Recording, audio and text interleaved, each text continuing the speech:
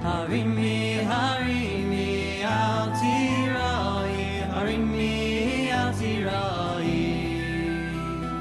Imri le'arei Yehuda, hinei Elokeichem. Harimi, harimi, al tirai.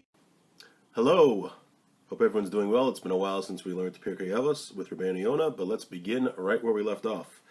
We're in the middle of chapter 2, and we're on Mishnah number 12. Says the Mishnah, Rabbi Yosi says, Mamun chavercha chaviv alecha kishalach. Your friend's money should be as beloved to you as your own money. So we're all very careful with our own money. We should be just as careful when it comes to our friend's money.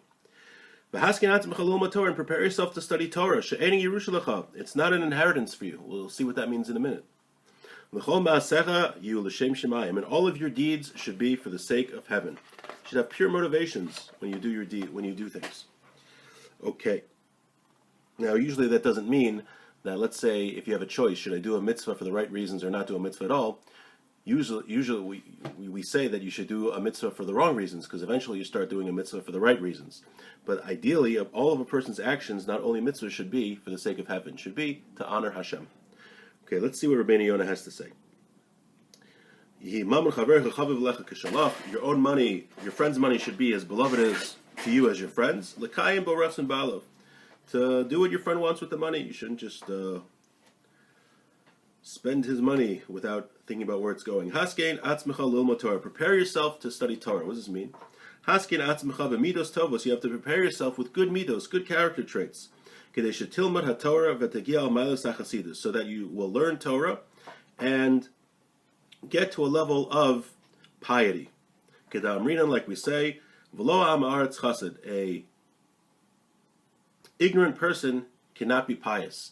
A person has to know the laws in order to fulfill them. So a person has to study Torah in order to be a pious person. And also when it comes to studying Torah, Torah is not just a wisdom that you can study intellectually, like math or science or history or something like that, without it having any inner meaning. Torah is meant to change a person. So a person has to also be working on his character traits, becoming a better person while learning Torah. There's actually certain sources, if you look in Nefesh Chaim, that if a person has bad character traits when he's studying Torah and he's not trying to improve those character traits, it could actually make them worse.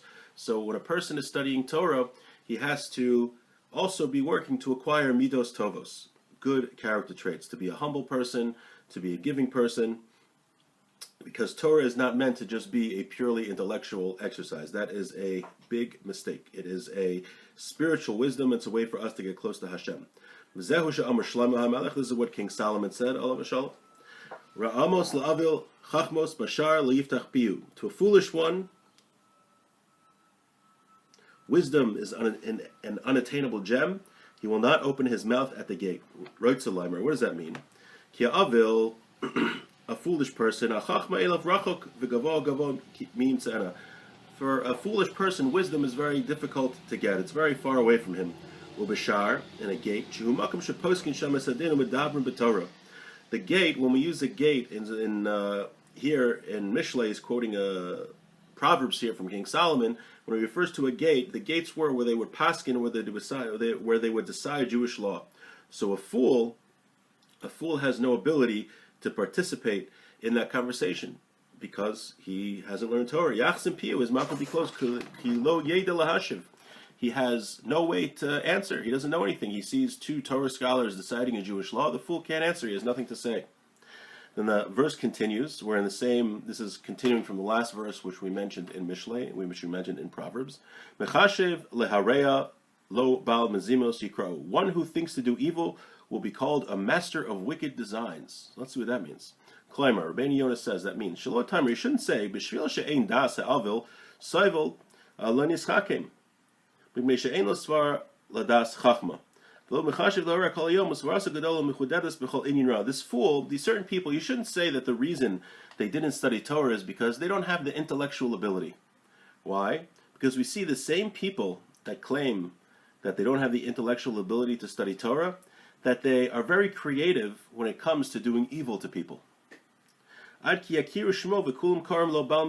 the point where these wicked people are called master of wicked designs. So some people might claim that they don't have the head to learn Torah, they're not intellectually equipped to study Torah, but then we see that when it comes to doing evil things, perhaps, or maybe even things that aren't evil, just other areas of life where they want to put in their efforts, then all of a sudden they are intellectually able to accomplish those things.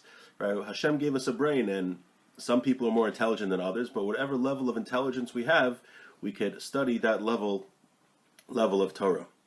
And Rabeinu Yonah is saying here, based on what King Solomon says, that some people who might claim that they don't have the intellectual ability to study Torah, that's not accurate, because you see that they use their intellect in other bad areas. Maybe they use it just to make money. I'm not saying making money is a bad area, but if you obsess over it, that's not good.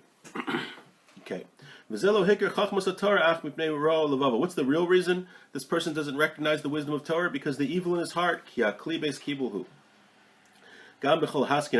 we said, the Mishnah said that prepare yourself to study Torah. So we said the first way a person has to prepare himself is to get good character traits. Now he's going to say another interpretation of preparing oneself to study Torah. L'mayid b'tanugim, to decrease in enjoyments. Now, it doesn't say to end all of enjoyments. It says to decrease in enjoyments, meaning physical pleasure. So you should learn a lot of Torah. Like it says, kachi darcha shel Torah. This is the way of Torah. Pas b'malach teichal, to eat salt, bread and salt.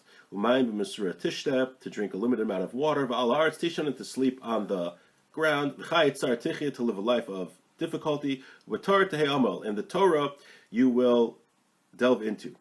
Now, someone who is always increasing their physical pleasures, wisdom will not dwell in them. Like it says, Tzavaro Shamein Ava. The other goes, Misha Masik Batar Lo Yitachin Shi Tzavaro Ava Gufo Shamein. So someone can't have a large neck and a lot of fat if he's studying Torah. Meaning someone who is studying a lot of Torah is not somebody who will be constantly engaging in physical pleasures. Now, I think this Mishnah mean we said to sleep on the ground. I don't think that means that everyone has to, get off their bed tonight and sleep on the ground. But it means if it would come to that a person would still be studying Torah, even if he would be living in the difficult circumstances. But everyone to our level, a person who is constantly seeking to fulfill the pleasures of his body and spending all of his, right, if a person wants one enjoyment, then he wants another enjoyment, and eventually he starts spending more time to make more money, to get even more enjoyments, and then all of a sudden he's not studying Torah anymore. So a person has to limit the physical enjoyment in his life in order to study Torah. Now again, it says limit, it doesn't say cease the physical pleasure, because we're human beings, where you need to be normal. But it's telling us not to go overboard in whatever level we're on. Perhaps a big Torah scholar, right, Rav Aaron Leib Steinman, ate very little during the day. He was just studying Torah, and I think maybe he had a little, like a vegetable or something for lunch, and that was it. So most of us are probably not on that level. I'm for sure not on that level. We probably need to worry about the gufo shaman a little bit. But whatever level we're on, to decrease a little bit in the physical pleasure and to focus on Torah. Now, let's just finish up the last thing. We actually will finish up for today, but tomorrow we'll finish what Rabeinu Yonah has to say. Or not tomorrow, whenever, one or two times, to finish what Rabeinu Yonah has to say. The rest of the Mishnah. But this part says, She'enu Yerusha lecha, the Torah is not a Yerusha for you. What does it mean the Torah is not a Yerusha? It's not an inheritance. Lo sasigeno im lo sagieba. That means, doesn't mean that it's not part of our heritage. It obviously is. It means that it's not going to come to you automatically, unless you work at it. She'enu Yerusha avos ben zocha ba b'lo tarach. How does a person get an inheritance? No effort. A relative dies, and a person inherits all of his money, doesn't have to do anything for it. Torah is not that way. Is a person has to work to acquire Torah. You want to be successful in studying Torah, you have to work hard at it. You hear many stories of people asking big Torah scholars for a blessing to become Torah scholars. You say, what do you need a blessing? Work hard and you'll become a Torah scholar. Even if you come from a generation of Torah scholars, you come from generations of rabbis, don't say to yourself, Torah will come to me without a hard work. It's not so.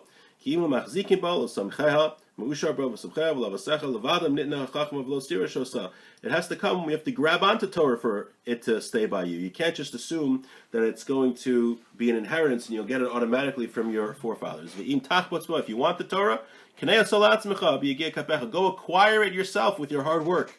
And if that's what you decide to do, if you decide to acquire Torah for yourself through hard work, then you will have it, and praised be you, and it will be good for you. Okay, so we just finished this part of Rabeinu Yonah in the Mishnah. Tomorrow, or next time, God willing, we will continue how he explains all of your deeds should be for the sake of heaven. That we will discuss next time. And with that, I wish everyone a beautiful day.